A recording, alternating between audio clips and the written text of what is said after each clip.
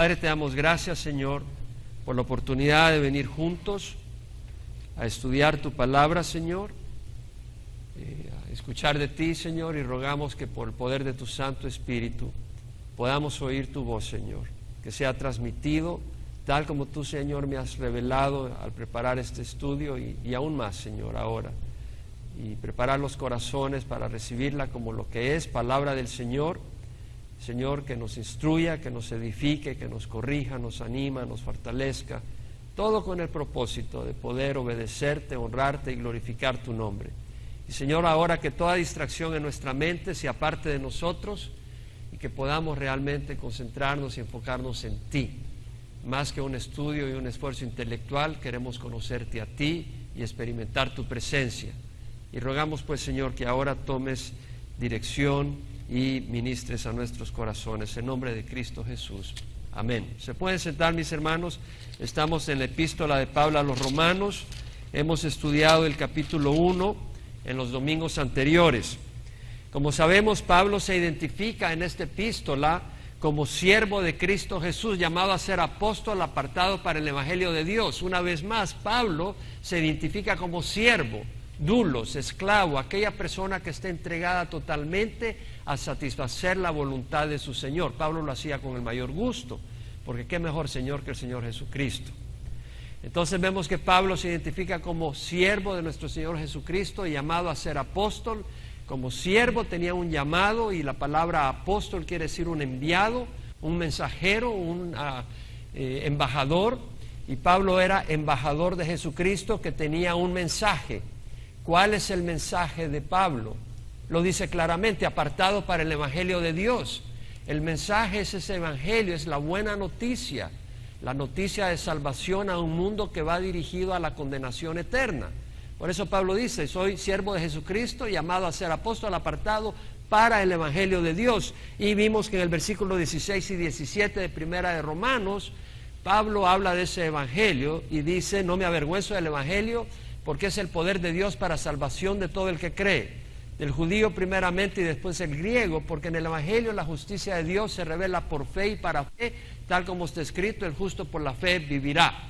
Entonces vemos que Pablo está hablando que la justicia de Dios, para que nosotros seamos declarados justos, se revela por medio de fe, la fe en nuestro Señor Jesucristo. Es el poder de salvación, es un evangelio poderoso, es una noticia poderosa. Habiendo dicho eso, Pablo luego habla de la ira de Dios. Es decir, él ha dicho, no me avergüenzo del evangelio, porque es el poder de salvación, porque si tú no estás componiendo tu fe en nuestro Señor Jesucristo, lo que vas a recibir es la ira de Dios. Y Pablo habla de esa ira de Dios.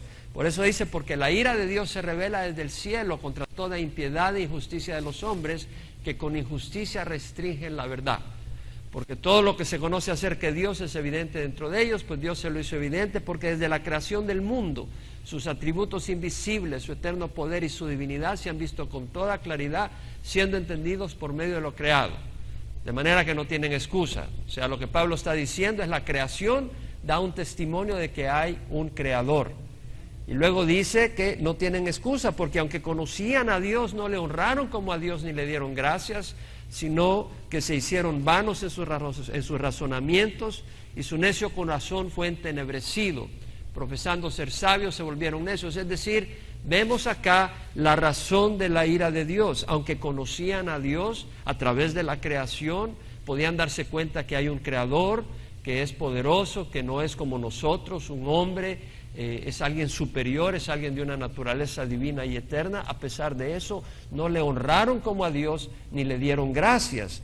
Entonces, vemos acá que eso es causa de la ira de Dios. Profesando ser sabios, se volvieron necios y cambiaron la gloria del Dios incorruptible por la de una imagen de hombre corruptible, de aves, de cuadrúpedos y de reptiles. Es decir, la ira de Dios es porque no le honran como a Dios, porque no le dan gracias, y encima no solo no le honran, sino que empiezan a honrar a la criatura, a imágenes hechas de hierro, de oro, de bronce, o estampas, etcétera.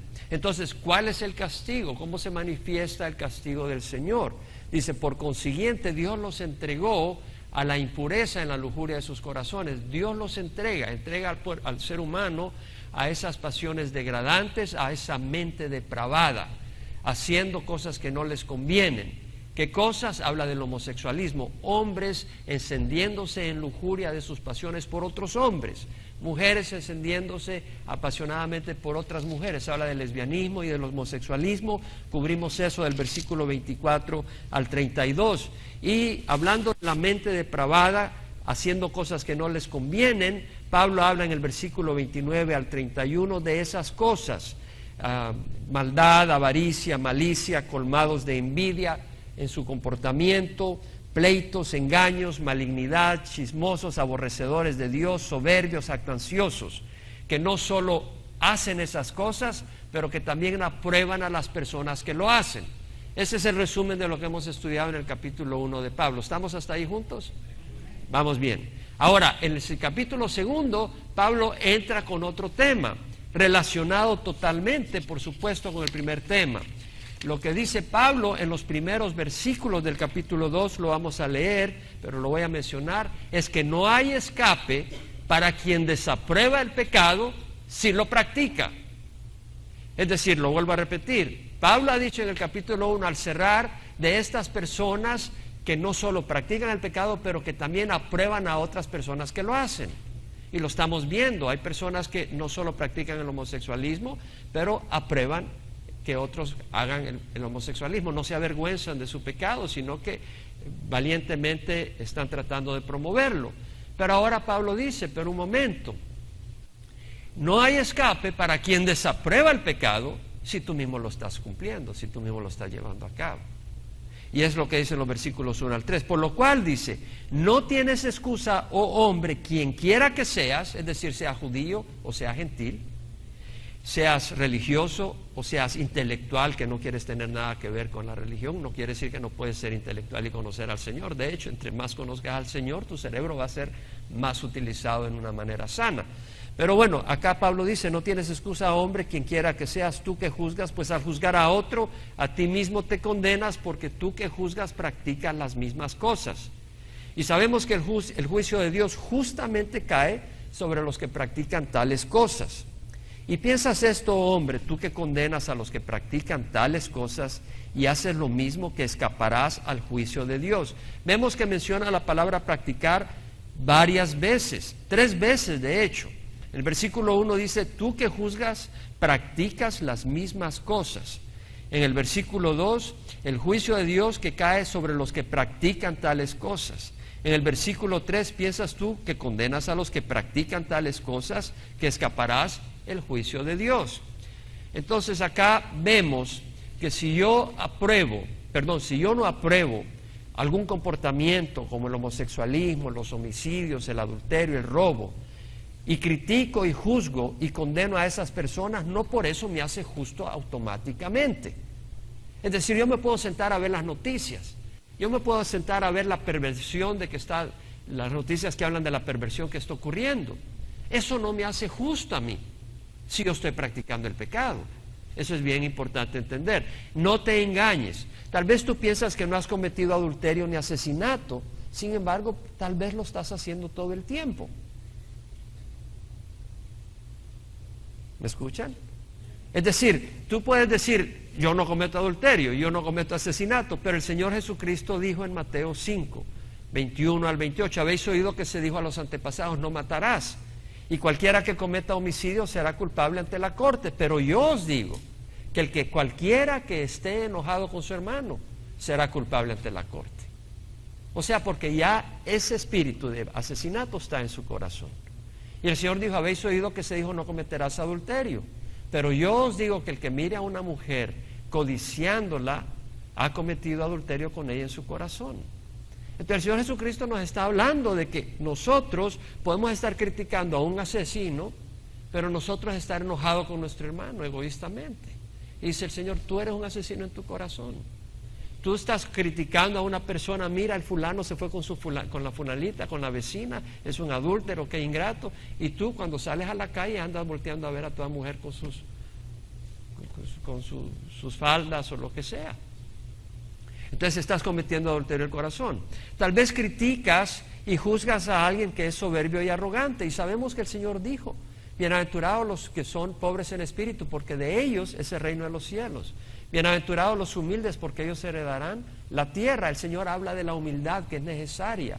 La arrogancia es rechazada por el Señor. El hombre arrogante es rechazado por el Señor. Y tal vez tú criticas a una persona que es soberbia, que esa persona quiere actuar de cierta manera, que levanta la mano contra Dios, o que se comporta de una manera arrogante en alguna situación y no lo aguantas, pero tú caminas en tu propio camino ignorando la guía de Dios en su palabra. Eso es ser necio, eso es ser soberbio, eso es ser arrogante. Tú puedes decir: mira, fulano, qué arrogante, ni se aguanta, pero tú no quieres seguir la palabra del Señor, no la estás buscando para seguir al Señor. Eso es decir al Señor: ¿sabes qué? Yo no necesito de tu guía, yo no necesito tu dirección. Y eso es arrogancia. O tal vez tú criticas y juzgas a la persona que es rebelde con sus padres. Y dices: mira, esta persona es rebelde, es tremenda, qué barbaridad, los jóvenes de hoy en día. Pero tú, mujer, no te sometes a tu marido. Estás cometiendo el mismo pecado del que igual estás acusando a otra persona. O tal vez criticas y juzgas a gobernantes caprichosos e injustos y dices: qué injusticia, pero tal vez tú no eres justo en tu hogar, o tal vez tú tienes un negocio y no le pagas el salario que le debes a los empleados y tú mismo eres injusto. Entonces el Señor está diciendo: ok, tú no tienes excusa, tú tal vez estás condenando un comportamiento, pero tú mismo estás violando la ley, no tienes excusa. Tal vez tú dices: bueno, yo no hago esto, yo ni siquiera volteo a ver con deseos a una mujer, yo ni siquiera me enojo con nadie. Bueno, ya mentiste, ya fallaste en un lugar. Y Santiago dice: cualquiera que guarda toda la ley pero tropiece en un punto, se ha hecho culpable de todos. Pues el que dijo: no cometas adulterio, también dijo: no matarás. Y si tú no cometes adulterio pero matas, te has hecho transgresor de la ley. Entonces realmente no hay escape si tú estás juzgando y te sientas a juzgar a otras personas, pero tú estás practicando un pecado. Entonces vemos que en Romanos 2:2 dice el Señor: sabemos que el juicio de Dios justamente cae sobre los que practican tales cosas. Es decir, el juicio de Dios es justo. A veces una persona puede cuestionar la justicia de Dios, pero Dios es justo. El problema no es la justicia de Dios, el problema es la injusticia del hombre. Los 10 mandamientos no tienen ningún problema, son excelentes. El problema es que el hombre es corrupto y es incapaz de continuar en esa rectitud. Pablo dice: ¿piensas esto, hombre, tú que condenas a los que practican tales cosas y haces lo mismo, que escaparás el juicio de Dios? ¿Qué quiere decir? Que viene un juicio de Dios. Hay un juicio venidero. A mí me preocupa a veces cuando compartimos la palabra con algunas personas y tratamos de que la persona venga al Señor y hacen una oración para recibir a Jesucristo, pero tal vez no hay un arrepentimiento genuino en la persona.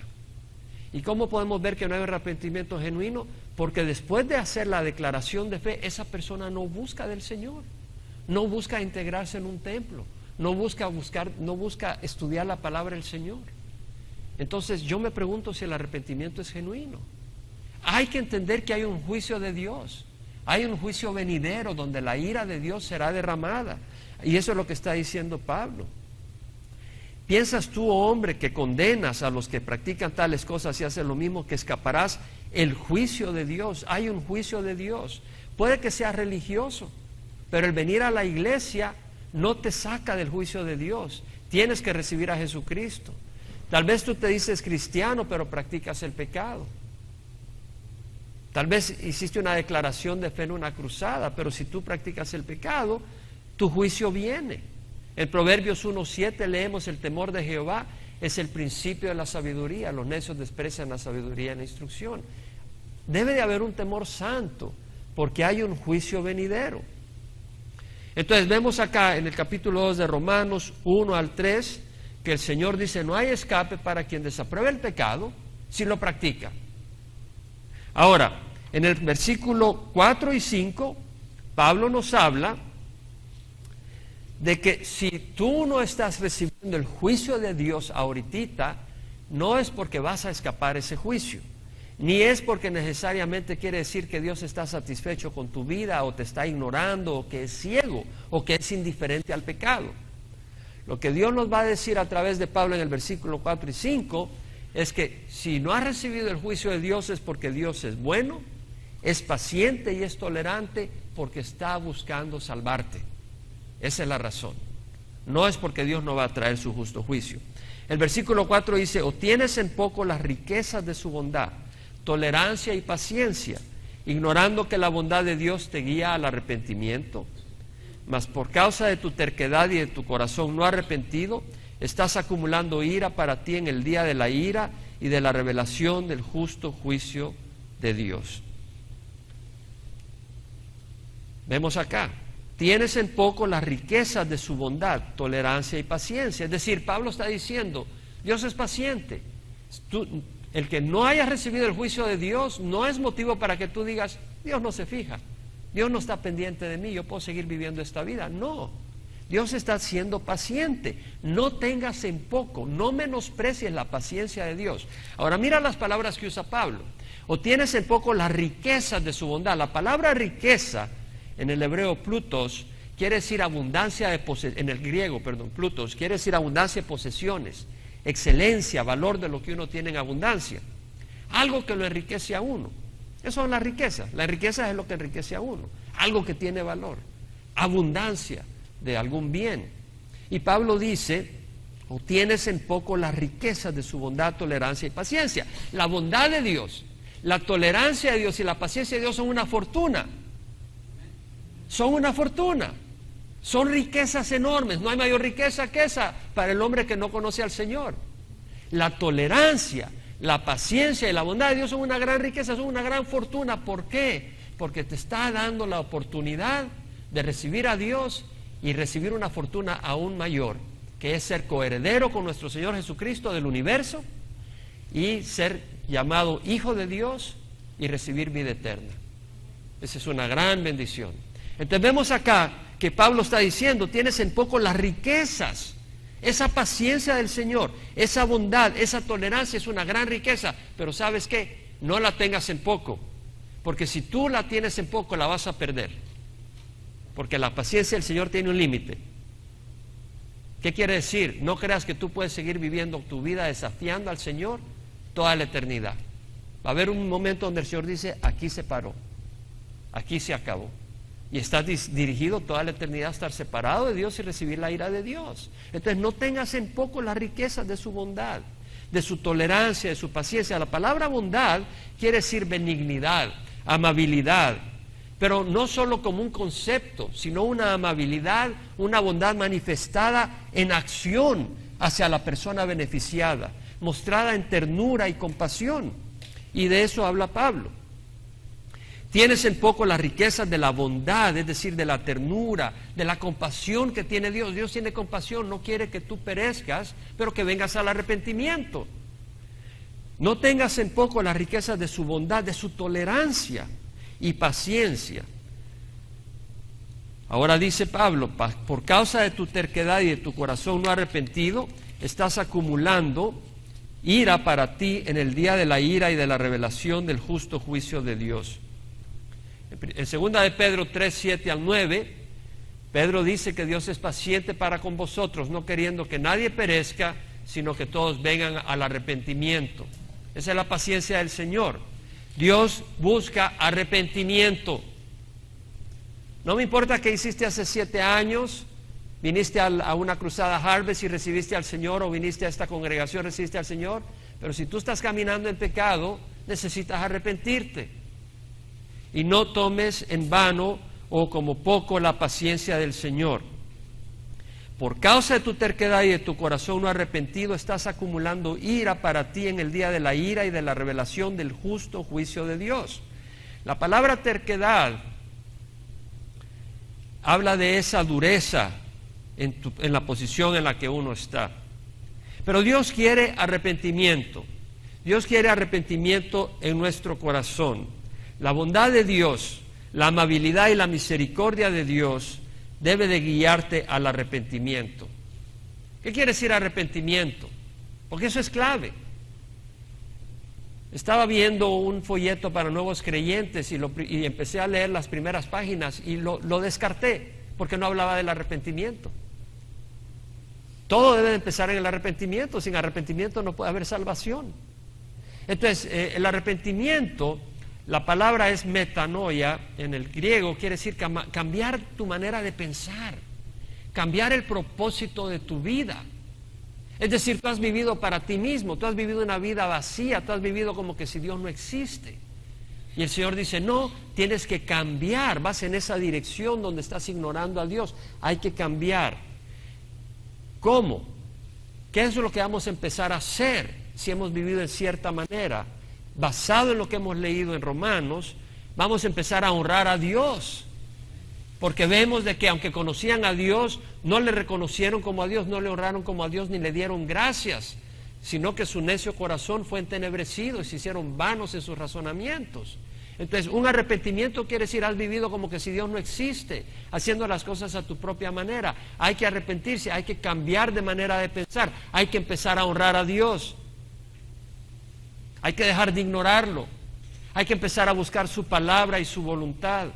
En Mateo 7:21, el Señor dijo, no todo el que me dice Señor, Señor entrará en el reino de los cielos, sino el que hace la voluntad de mi Padre que está en los cielos. Cuando yo vine al Señor, ese fue uno de los versículos que rápidamente impresionó mi corazón. Yo acababa de recibir al Señor y a los mediodías, en donde trabajaba en Westinghouse Electric allá en Georgia, al mediodía, a la hora del almuerzo me ponía a leer la palabra. Y recuerdo cuando estaba leyendo Mateo 7 y leí ese versículo, no todo el que me dice Señor, Señor, entrará en el reino de los cielos, sino el que hace la voluntad de mi Padre que está en los cielos. Tenemos que hacer la voluntad de Dios. Hay que buscar de Dios para saber cuál es su voluntad. Muy importante, para poder honrarle. Arrepentimiento quiere decir apartarnos de la iniquidad, no solo sentarnos y criticar a medio mundo. Hay que apartarnos nosotros mismos buscando al Señor. En Isaías 55, 6 y 7 dice el profeta, buscad a Jehová mientras pueda ser hallado, llamadle mientras está cerca.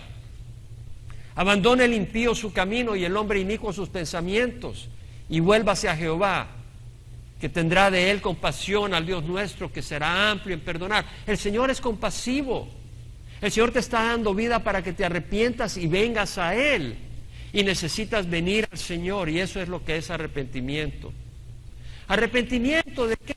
De dejar una actitud ingrata y de descontento y empezar a agradecerle a Dios.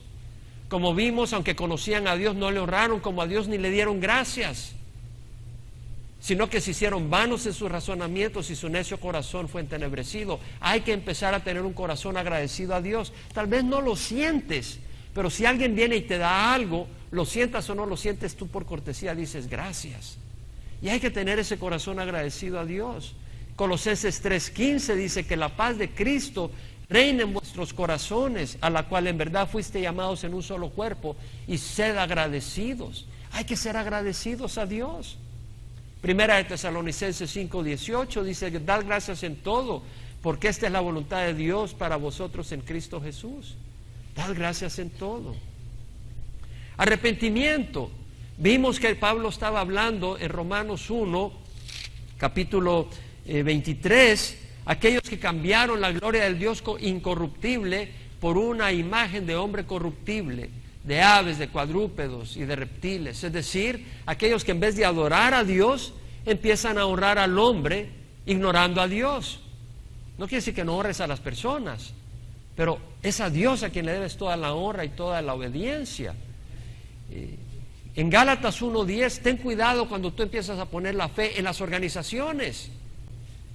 Este jueves que tuvimos una reunión en mi casa, estaba en Albertson comprando algunas cosas y me encontré a una muchacha que empezó a conversar conmigo en el pasillo mientras preparaban lo que estaba por traer.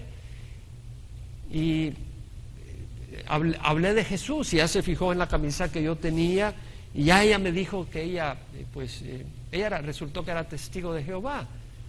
Y realmente empecé a conversar un poco con ella de doctrina y se aferró a la enseñanza de su organización.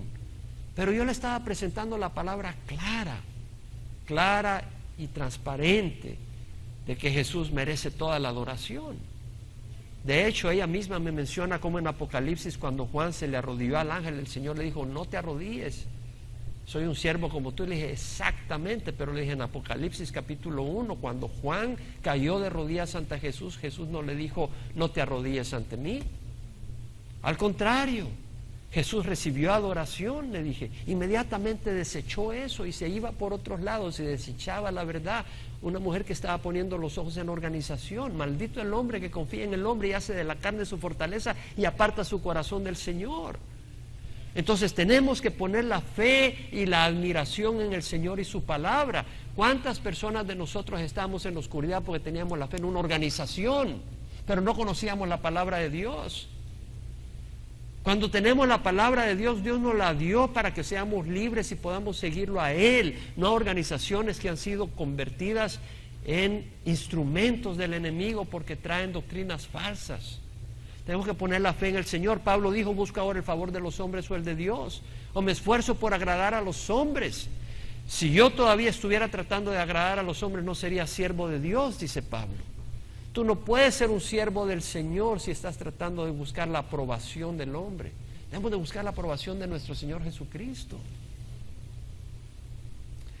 Por causa de tu terquedad y de tu corazón no arrepentido, dice Pablo, estás acumulando ira para ti en el día de la ira y de la revelación del justo juicio de Dios.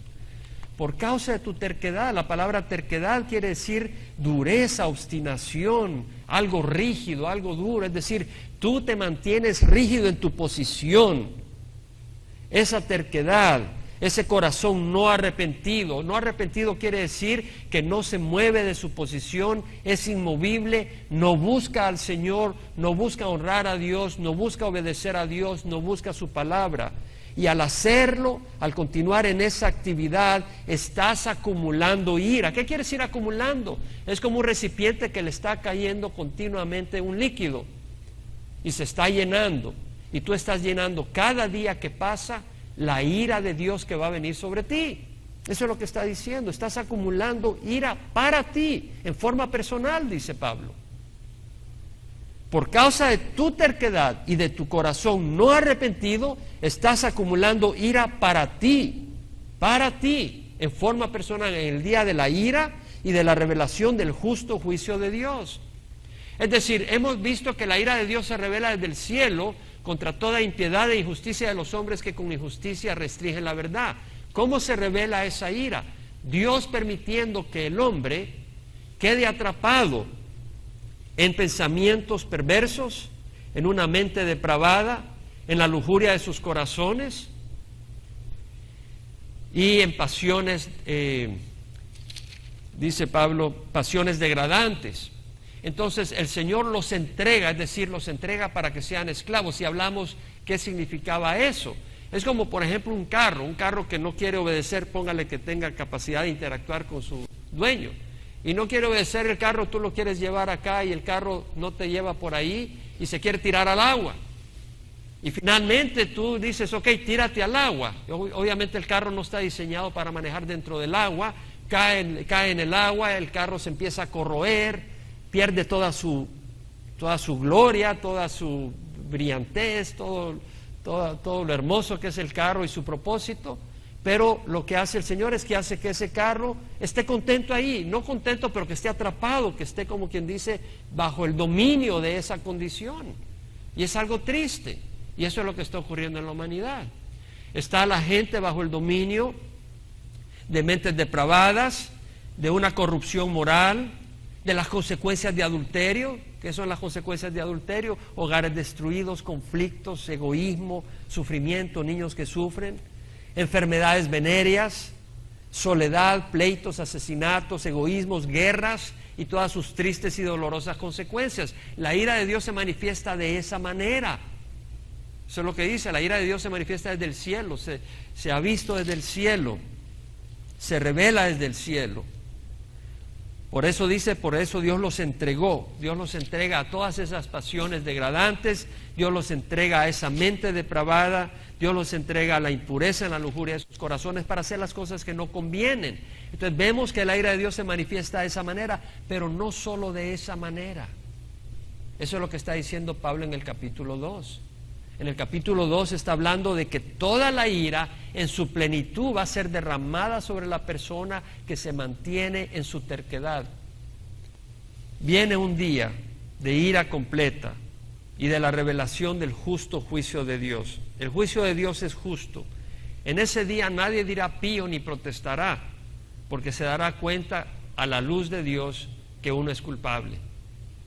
Y lo único que la persona que ha rechazado al Señor va a hacer es aceptar el juicio justo de Dios. En Habacuc 2:20 dice la palabra: Jehová está en su santo templo, calle delante de él toda la tierra. Cuando el Señor se manifiesta en toda su santidad, las excusas que tengan los hombres van a desaparecer. No va a haber excusa que tome fortaleza ante esa condición. Ahora, en el versículo 6 al 8, Pablo habla del juicio de Dios que es según las obras. En el versículo 4 y 5, Pablo habla de que Dios no está ciego, que Dios no está ignorando tu condición, que Dios está esperando que tú vengas al arrepentimiento. Eso es lo que vimos en el versículo 4 y 5. Ahora en el versículo 6 al 8, Pablo va a hablar de que cada uno va a recibir conforme a su comportamiento. Y eso lo dice en el versículo 6, el cual pagará a cada uno conforme a sus obras. Dios va a pagar a cada uno conforme a sus obras. A los que por la perseverancia en hacer el bien buscan gloria, honor e inmortalidad, vida eterna. Pero a los que son ambiciosos y no obedecen a la verdad, sino que obedecen a la injusticia, ira e indignación. Entonces vemos acá que Pablo está hablando de lo que Dios va a dar a los que hacen el bien o a los que no obedecen a la verdad. A los que por la perseverancia en hacer el bien buscan gloria, honor e inmortalidad, Dios ofrece vida eterna. ¿Quiénes hacen el bien? ¿Quiénes buscan gloria, honor e inmortalidad y recibirán vida eterna? Aquellos que creen en el Evangelio de la fe. Es lo que leímos en Romanos 1:16. Porque en el Evangelio, el poder de Dios, Pablo dice, no me avergüenzo del Evangelio, pues es el poder de Dios para la salvación de todo el que cree. En el Evangelio la justicia de Dios se revela por fe y para fe. Entonces tú al venir al Evangelio, al recibir a Jesucristo, ¿qué va a pasar? Va a haber una transformación. Vas a pasar de ser criatura del mundo a ser hijo de Dios. Va a haber una regeneración de tu corazón por el poder de tu espíritu, del Espíritu Santo. Y al haber esa transformación, vas a empezar a hacer las cosas que no podías hacer sin el Espíritu de Dios. Y vas a poder perseverar. Entonces Pablo dice, a los que por la perseverancia en hacer el bien buscan gloria, honor e inmortalidad, vida eterna. Fíjate bien, se requiere perseverancia. Perseverancia. En Romanos 1, 16, 17 vimos el Evangelio. Y en Santiago 1:12 nos habla también la palabra de la perseverancia. Bienaventurado el hombre que persevera bajo la prueba. Porque una vez, puede ser la mujer también, porque una vez ha sido aprobado, recibirá la corona de la vida que el Señor ha prometido a los que le aman. Es decir, perseverancia. Hay dificultades en el camino del cristiano. Se requiere perseverar. Bienaventurado el hombre que persevera bajo la prueba. Porque una vez ha sido aprobado, recibirá la corona de vida que el Señor ha prometido a los que le aman. Es decir, la vida eterna. Mira lo que dice Pablo, a los que por la perseverancia en hacer el bien buscan gloria, honor e inmortalidad, vida eterna. Mira, es importante acá. Pablo está hablando de los que buscan gloria. Dice, bueno, yo creí que era pecado buscar la gloria de uno. Mira, buscamos que Cristo sea glorificado en nuestras vidas. Esa es la razón de nuestro existir. Pero lo que Pablo está diciendo, tienes que entender lo que quiere decir la palabra gloria acá. La palabra gloria o doxa en el griego quiere decir una condición excelente, una condición exaltada, magnífica, esplendorosa, llena de dignidad, muy superior, digna de admirar, a la que entrarán los cristianos. ¿Quién de nosotros no se goza con la idea de que vamos a tener un cuerpo nuevo, un cuerpo regenerado, un cuerpo superior, un cuerpo glorioso? En 1 Juan 3:2, Juan dice: amados, ahora somos hijos de Dios y no se ha manifestado lo que habremos de ser. Pero sabemos que cuando Él se manifieste seremos semejantes a Él, porque le veremos tal como Él es. Vamos a tener un cuerpo como Él, glorificado como el Señor. Vamos a poder andar en el espacio, pasar por paredes, no va a haber ningún problema con eso. Vamos a tener un cuerpo glorificado, un cuerpo glorioso. Buscamos la gloria del Señor, pero también queremos tener un cuerpo distinto que este que se enferma. Entonces vemos la palabra gloria. Dios nos ofrece un cuerpo glorioso. Y Pablo dice: aquellos que por la perseverancia en hacer el bien buscan la gloria, buscan tener un cuerpo distinto, que no se enferme, está bien. Y honor, la palabra honor quiere decir valor, precio de algo o de una persona. El respeto que merece una persona por su rango, su cargo que desempeña. Por ejemplo, si viene en este momento la directora de esta escuela, va a recibir cierto respeto. Pero si viene el presidente de la nación, yo creo que va a recibir un honor mayor, debido a su cargo, debido a su puesto. Independiente de tu partido político, a la hora de las horas es el presidente de esta nación y se le da un honor que corresponde como presidente. Y nosotros vamos a recibir el honor de hijos de Dios, mucho más alto que ser presidente de un país, ser hijo de Dios. Vamos a gobernar con el Señor, vamos a tener el honor de gobernadores con el Señor, cogobernadores con nuestro Señor Jesucristo en el milenio. Entonces vemos que los que por su perseverancia buscan, dice la palabra del Señor, gloria, honor e inmortalidad. Un cuerpo que no se enferma, que no se deteriore, que siempre está en plenitud y vigor, que no envejece. Aquellos que buscan en su perseverancia gloria, honor y inmortalidad recibirán vida eterna. Pero los que son ambiciosos y no obedecen a la verdad, sino que obedecen a la injusticia, irá indignación. Los que son ambiciosos, bueno, no toda ambición es mala. Si mi ambición es glorificar a Cristo, esa es una buena ambición, ¿no? Si mi ambición es amar a otros, esa es una buena ambición. Si mi ambición es que mi vida traiga gloria al Señor, esa es una buena cosa. Pero la palabra ambición usada acá, cuando dice, pero a los que son ambiciosos y no obedecen a la verdad, esta palabra quiere decir, en el griego, la palabra que se usa en los escritos no bíblicos, en escritos griegos, la literatura griega de Aristóteles, por ejemplo, esa palabra es usada para referirse a la persona que con medios no correctos busca un puesto político para provecho personal. Un poco como la política muchas veces de hoy en día, que la persona ve cómo compra votos o cómo hace las cosas o cómo maneja la cosa para lograr un puesto político, para lograr su provecho, para lograr poder, dinero, lo que sea. Ya cuando se van del puesto tienen sus casas en otros países, dinero en Suiza. Es decir, vemos la ambición de la que está hablando Pablo. A los que no solo se aplica en la política, tal vez tú tienes una ambición personal donde lo único que quieres es ser promovido tú mismo, ser el centro del mundo. Y el Señor dice, no, es Cristo el que debe ser centro, ¿no? Es a Él que debemos de glorificar. Pablo nos dice en Filipenses 2:3, nada hagáis por egoísmo o vanagloria, nada hagáis por egoísmo por vanagloria, sino que con actitud humilde cada uno de vosotros considere al otro más importante que a sí mismo, no buscando cada uno sus propios intereses, sino los de los demás. Nada hagas por egoísmo o vanagloria. Ahora mira lo que dice Pablo, a los que son ambiciosos y no obedecen a la verdad. Una vez más, el cristiano es aquel que obedece la verdad, no solo el que dice, esto es bueno, aquello es malo, yo no voy a practicar aquello. Tienes que obedecer a la verdad. Es como leíamos el domingo pasado Juan 3:33, el que cree en el Hijo tiene vida eterna. Si tú crees, pero no solo crees que existe, los demonios creen y tiemblan. El que cree en el Hijo tiene vida eterna. Pero el que no obedece al Hijo no verá la vida y la ira de Dios permanece en él. Es decir, si crees de veras, vas a obedecer y vas a tener vida eterna. Pero si tú no obedeces, Aunque digas que creas, si tú no obedeces, no verás la vida, y la ira de Dios permanece sobre ti, dice Juan.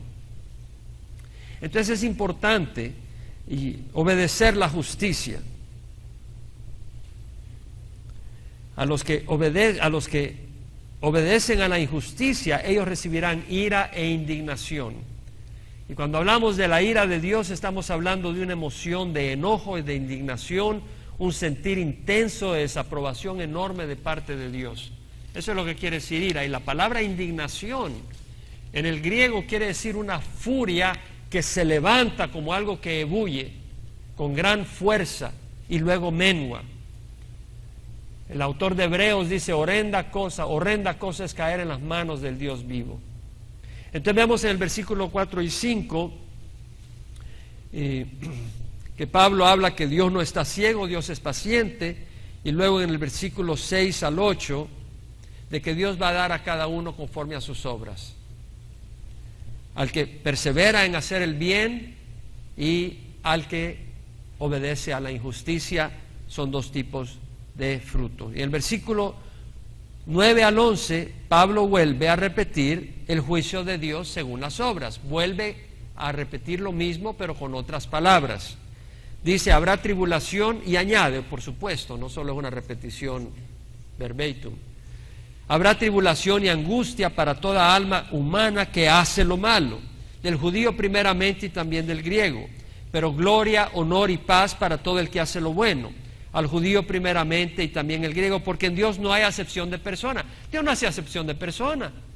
El que tú vengas de Suiza o vengas de Alemania o vengas de la China o vengas de África, no hace diferencia al Señor. La cuestión es si tú haces lo bueno o si tú haces lo malo. Dios no hace acepción de personas.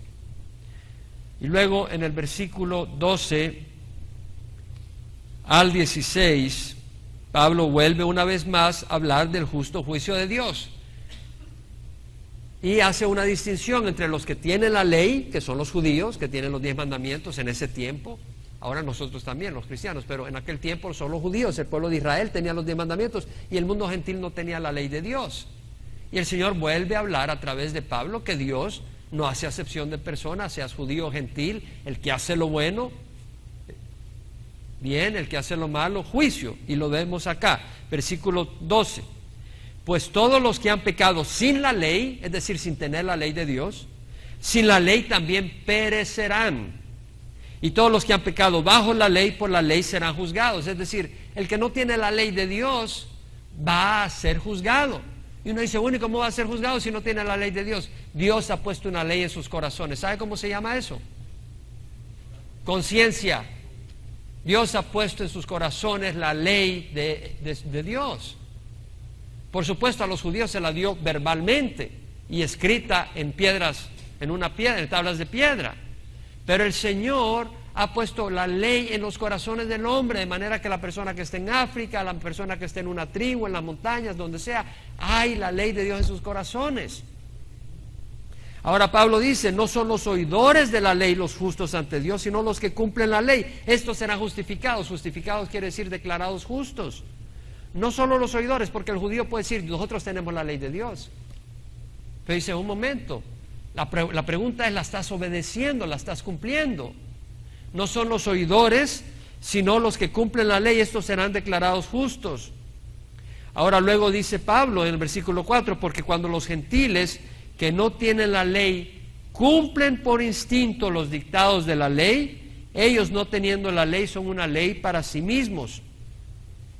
Aquí está hablando: los gentiles no tienen la ley de Dios en aquel tiempo, no estaban expuestos a la ley de Dios, pero cumplen por instinto los dictados de la ley. ¿Qué quiere decir instinto? La palabra instinto quiere decir por naturaleza, la naturaleza de las cosas, en este caso por una motivación natural, innata, inherente a la persona. Entonces vemos que los gentiles por instinto cumplen los dictados de la ley, no teniendo la ley, son una ley para sí mismos. Y luego dice, ya que muestran la obra de la ley escrita en sus corazones, su conciencia dando testimonio y sus pensamientos acusándolos una vez y otras defendiéndolos. Es decir, la conciencia del hombre da testimonio y dice, esto está mal. Pero tu pensamiento dice, sí, pero desobedecí mi conciencia, y te acusa. O dices, no, pero aquí la obedecí, te defiende. El problema es que mira lo que dice, sus pensamientos acusándolos unas veces y otras defendiéndolos. Es decir, no hay nadie que jamás haya violado la voz de su conciencia. Hemos sentido culpabilidad muchas veces por ir en contra de nuestra conciencia. Ahora bien, tenemos que entender que la conciencia no es un estándar absoluto en cual confiar. Pablo habla en Tito 1:15 de la conciencia corrompida. La conciencia es corrompida por el pecado. En 1 Timoteo 4:2 habla de los que tienen la conciencia cauterizada. Es decir, como cuando tú sellas con fuego algo y se endurece, se cauteriza. O sea, no es tierna, no es sensible.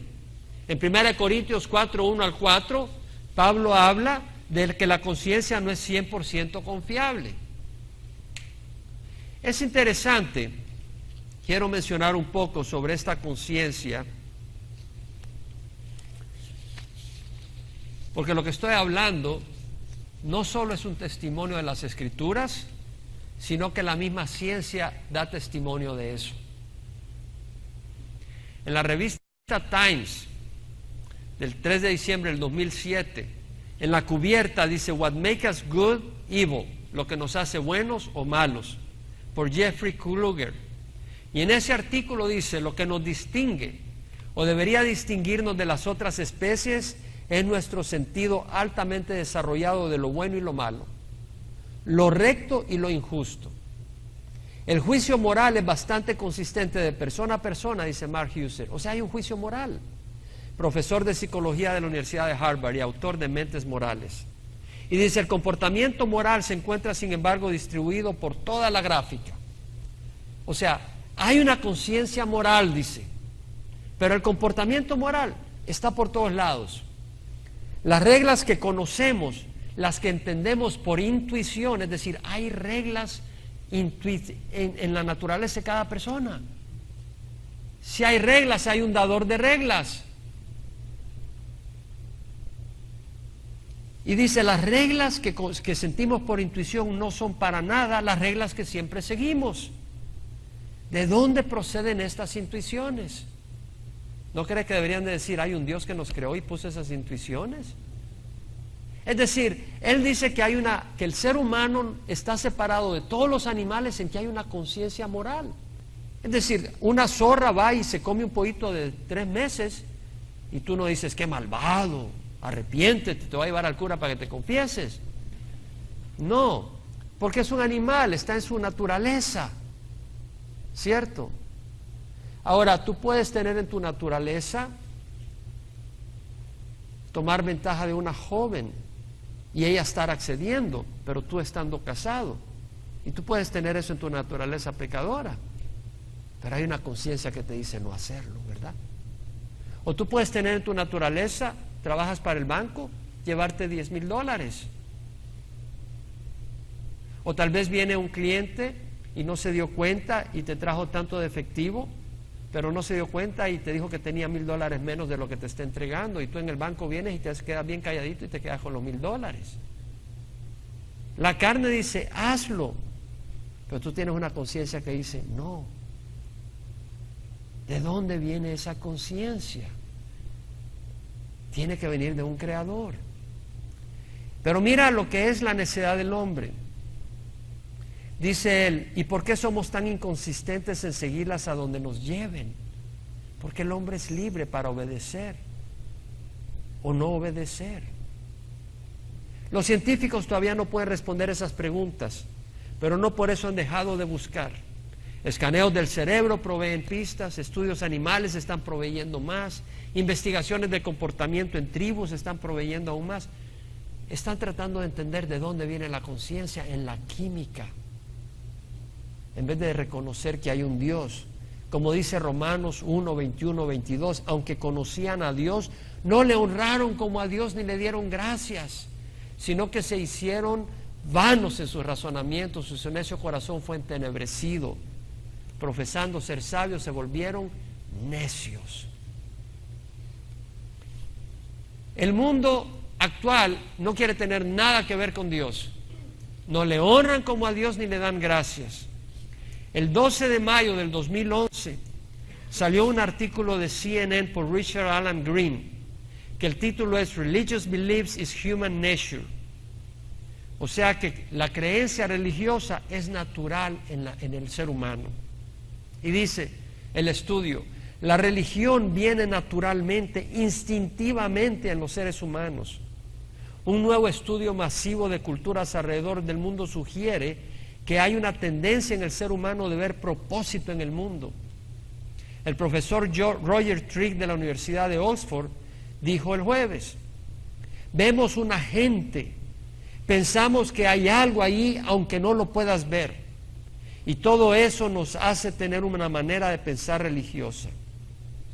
El estudio incorpora más de 40 estudios por 12 investigadores investigando este asunto en países desde la China hasta Polonia, desde Estados Unidos hasta la Micronesia. Es decir, estudiando todas las culturas, las tribus, toda la humanidad, dicen, toda la humanidad sabe en su corazón que hay un creador, prácticamente, pero no usan la palabra creador. No quieren aceptar que hay un creador. Aunque conocían a Dios, no le honraron como a Dios, ni le dieron gracias. Es rebeldía del hombre contra Dios. Y luego dicen, bueno, ¿y por qué Dios permite eso? Los entregó a la impureza de la lujuria de sus corazones, los entregó a pasiones degradantes, los entregó a una mente depravada. No quiere decir que debes de continuar ahí. Si tú reconoces y el Espíritu te habla, pedirle a Dios perdón. Y Él te recibe porque Él es paciente con todos. Él es lleno de ternura, por eso no ha destruido al mundo. Porque el Señor no quiere que recibas el juicio de Dios, del que habla en los versículos 15 al 16. El versículo 16, el día en que según mi evangelio Dios juzgará los secretos de los hombres mediante Cristo Jesús. Hay un día donde Dios va a juzgar, y a quien va a usar para juzgar es a nadie menos que a Jesucristo. Jesucristo mismo, hombre y Dios. Dios juzgará los secretos del corazón. Tú tal vez haces las cosas en secreto, pero Dios ve. Como dice el Salmo 94:9, el que hizo el oído no oye, el que dio forma al ojo acaso no ve.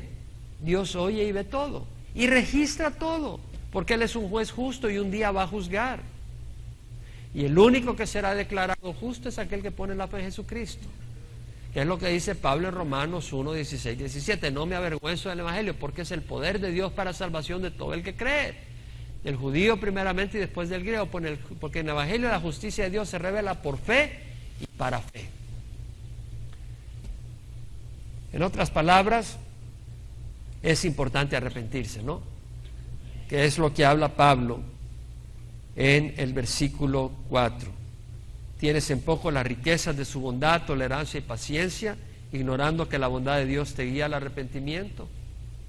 Tal vez tú nunca has recibido a Jesucristo en tu corazón. Es tiempo de buscar al Señor. Busca al Señor mientras pueda ser hallado, dice la palabra del Señor.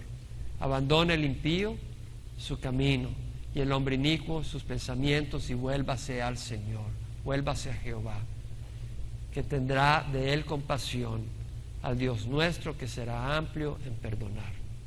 Entonces yo te invito, si tú no has recibido al Señor, que hoy recibas a Jesús y dejes de vivir la vida de acuerdo a tu manera de pensar y empieza a vivir la vida de acuerdo a la voluntad de Dios.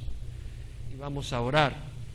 El Señor nos da el poder para caminar en rectitud. El Señor nos da su espíritu para poder hacer el bien. La pregunta es, ¿estás dispuesto? Ya Pablo nos habla del hombre que sigue su conciencia, que no conocía la ley de Dios, va a ser juzgado por su conciencia. Y dice la conciencia a veces sus pensamientos defendiéndolos, pero a veces acusándolos. Si tú dependes de tu conciencia te va a acusar un día ante Dios. Pero Dios, por la sangre de Jesucristo, lava nuestras conciencias y lava nuestros corazones. Es tiempo de buscar al Señor. Yo te invito a que cierres los ojos. Y ahí donde estás, yo te hablo del justo juicio de Dios. Realmente, esta semana compartía la palabra con un joven y recibió al Señor. Y le hablé del juicio de Dios. Pero hoy que meditaba y ayer que meditaba dije, hubiera querido abrir una ventana en el infierno para que esta persona mirara. Yo creo que su conversión sería más poderosa. ¿Cómo necesitamos entender el juicio venidero? Necesitamos entender que hay un juicio venidero. Y las riquezas de Dios, a través de su bondad, tolerancia y paciencia, no la tomemos por menos. Y de nuevo, no es el que dice, no es el que condena a otros, es el que hace la voluntad de Dios. No todo el que dice Señor, Señor entrará en el reino de los cielos. Yo le doy gracias a Dios que por la bondad de Él, su tolerancia y paciencia, yo recibí a Jesucristo un día.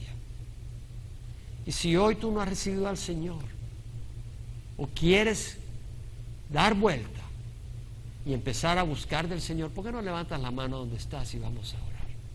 Si ese es tu deseo, puedes levantar la mano. Hay alguien que diga, yo quiero caminar en rectitud, quiero volcarme hacia el Señor. Gloria a Dios. Hay alguien más que tenga ese sentir. Gloria a Dios. Alguien más que diga en su corazón, yo quiero caminar en rectitud con el Señor. Gloria al Señor. Gloria a Dios. Tal vez no has estado caminando bien. Entendemos que el cristiano, Dios perdona nuestras fallas. Lo importante es tener ese deseo y esa convicción en su corazón y ese compromiso con el Señor. Renueva tu compromiso con el Señor. Ora conmigo. Padre Santo, te doy gracias por tu bondad, tolerancia y paciencia, que me da esta oportunidad de recibir tu Espíritu para recibir, Señor, la fortaleza y la limpieza con tu sangre, para recibir el perdón y poder caminar rectamente contigo. Dice la palabra, si confiesas tus pecados, Él es fiel y justo para perdonar vuestros pecados y limpiarnos de toda injusticia. Ahí dile al Señor, perdóname. Ahí donde estás, perdóname, Señor. Lávame con tu sangre. La sangre de Jesús es poderosa. Si nunca has recibido a Jesucristo, pídele que entre a tu corazón. Dile, Señor, perdona mis pecados. Hoy pongo mi fe en ti, Señor, como mi Señor y mi Salvador. Y Él entra a reinar en tu corazón. Ahí está. Padre, te damos gracias por tu palabra. Te ruego, Señor, que nadie de los que estemos aquí tomemos esta palabra en poco, pero que te agradezcamos de corazón por tu bondad, por tu tolerancia y por tu paciencia. Y tomemos ventaja de las riquezas de esa bondad, tolerancia y paciencia, decidiendo caminar en rectitud, sabiendo que no está en nuestro poder hacerlo, pero sí en tu poder y en tu Espíritu Santo, que tú has prometido cuando dijiste, recibiréis poder cuando el Espíritu Santo descienda sobre vosotros, y me seréis testigos en Jerusalén, Judea y Samaria, y hasta los extremos del mundo. Y hoy, Señor, venimos a recibir de tu Espíritu para ser esos testigos que caminamos en rectitud. En nombre de Jesús, amén y amén. El Señor les bendiga, mis hermanos.